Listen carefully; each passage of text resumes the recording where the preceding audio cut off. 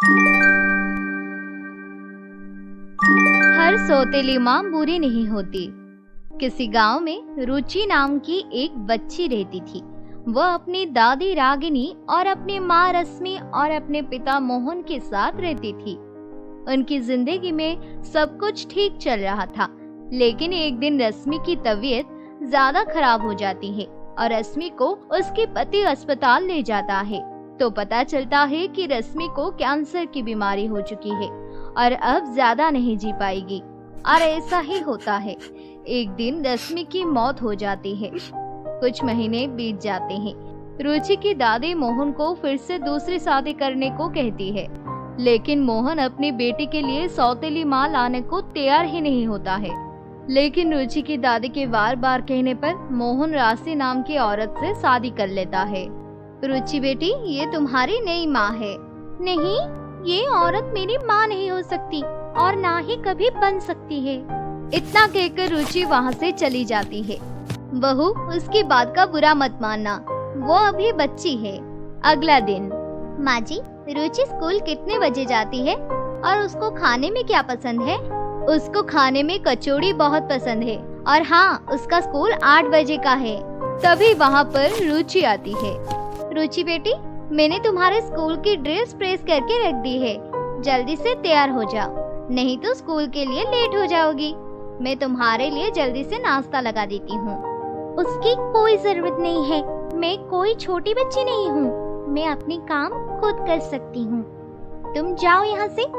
ये सब नाटक करने की कोई जरूरत नहीं है, सब पता है मुझे। इतना सुनकर राशि दुखी हो जाती है और वहाँ से चली जाती है।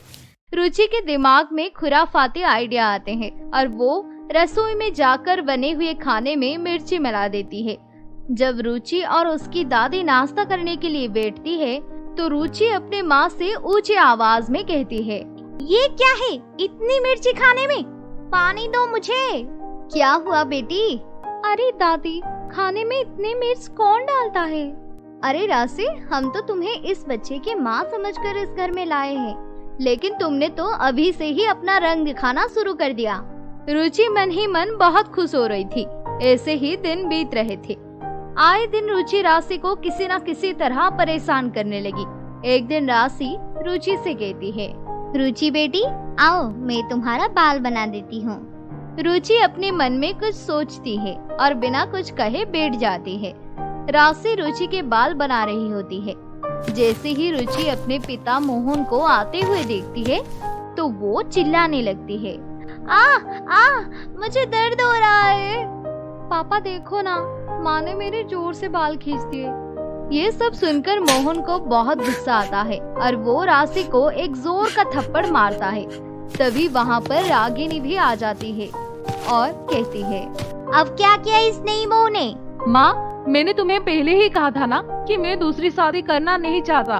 अब देख लिया ना तुमने, सौतेली माँ सौतेली ही होती है। लेकिन मैंने ऐसा क्या किया? अब तू अपना भोलापन का नाटक हमारे सामने मत कर, नहीं तो अच्छा नहीं होगा। कुछ ही दिन बाद रुचि की बुआ कनिका लंदन से पढ़ाई पूरी करके गांव आती है। अच्छा हुआ बेटी, तुम आ गई। लेकिन इतने बड़े बैग में क्या लेकर आई हो? कुछ नहीं, बस कुछ कपड़े हैं। और हाँ, मैं आपके लिए वहाँ से बहुत ही सुंदर चीज लेकर आई हूँ। ये देखिए, मैं आपके लिए घड़ी लेकर आई हूँ। ये तो बहुत खूबसूरत है। तभी वहाँ पर रुचि और राशि भी आ जाती है। रुचि, मैं तुम्हारे लिए सुंदर सी ड्रेस लेकर आई हूँ। थैंक यू बुआ। लेकिन भाभी, मैं आपके लिए कुछ नहीं ला पाई। मुझे तुम्हारी चॉइस का पता नहीं था ना। तभी रुचि की नजर कनिका के हाथ में गोल्ड ब्रेसलेट पर जाती है। वाह बुआ, आपने कितना सुंदर ब्रेसलेट पहना है। सच में? तो ठीक है, जब तुम अपने स्कूल की पढ़ाई पूरी कर लोगी तो मैं तुम्हारे लिए इससे भी सुंदर ब्रेसलेट ला कर दूंगी। इतना सुनकर रुचि मन ही मन कहती है, काश ये ब्रेसलेट मेरे पास होता। अब मुझे ये ब्रेसलेट चाहिए। इसको पहनकर मैं स्कूल जाऊंगी और सभी लड़कियों को चिढ़ाऊंगी। कनिका अपने कमरे में जाकर अपना ब्रेसलेट उतारकर अलमारी में रख देती है और हाल में बैठकर टीवी देखने लगती है। तभी रुचि मौके का फायदा उठाकर अलमारी में कुछ रखे हुए पैसे और ब्रेसलेट चुरा लेती है और अपने कमरे में जाकर हाथ में ब्रेसलेट पहनकर बहुत खुश होती है। तभी वहाँ पर राशि आ जाती है और ब्रेसलेट को रुचि के हाथ में देखकर कहती है, रुचि, चोरी करना गलत बात होती है। लाओ, ये ब्रेसलेट मुझे दे दो। मैं कनिका को जाकर वापस कर देती हूँ। आगे से ऐसा काम कभी मत करना। रुचि अपने चोरी पकड़ने जाने के डर से ब्रेसलेट राशि को दे देती है। तभी वहाँ पर कनिका और रागिनी आ जाते हैं और राशि के हाथ में ब्रेसलेट देखकर कनिका कहती है, अरे, ये तो मेरा ब्रेसलेट है। भाभी जी, आपके पास कैसे आया? अगर आपको ब्रेसलेट चाहिए था तो मुझसे मांग लेती, चुराने की क्या जरूरत थी? मुझे तुमसे ऐसी उम्मीद नहीं थी। इससे पहले मैं अपनी बेटे को इस बारे में बताऊं तो तू चुपचाप इस घर से निकल जा और कभी अपनी शक्ल मत दिखाना। इतना सुनकर राशि वहाँ से जाने लगती है। तभी रुचि रोते हुए कहती है, माँ, आप रुक जाइए, आप कहीं मत जाओ। दादी माँ, ये ब्रेसलेट मैंने चुराया था। कोई मुझे बुरा भला ना कह ले, इसलिए उन्होंने मेरे नाम नहीं लिया। तुम ये क्या कह रही हो? मैं सच कह रही हूँ दादी माँ। माँ की कोई गलती नहीं है। उन्हें सजा मत दीजिए। अगर घर से निकलना ही है तो मुझे निकालिए। रुचि हाथ जोड़कर राशि से माफी मांगती है और जब मोहन को सच्चाई का पता चलता है तो वो भी राशि से माफी मांगता है और उस दिन के बाद से पूरा परिवार हंसी खुशी से रहने लगता है।